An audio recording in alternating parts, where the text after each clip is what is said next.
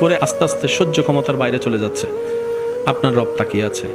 শনিবার, রবিবার, সোমবার, মঙ্গলবার, বুধ হয়ে বৃহস্পতি হয়ে আবার শুক্রবার, সপ্তাহ চলে যাচ্ছে, মাস হয়ে যাচ্ছে।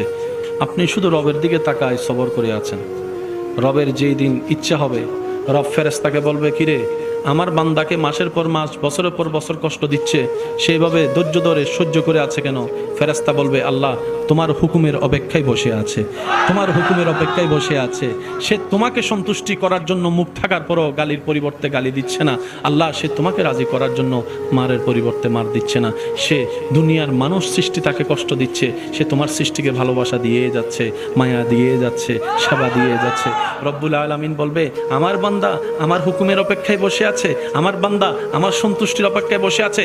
এত কষ্ট সহ্য করছে, বুক ফেটে যাচ্ছে, চোখের পানি পড়ছে, তারপরও সে ধৈর্য ধরে আছে। ইন্নাল্লাহা মা'আস সাবিরিন।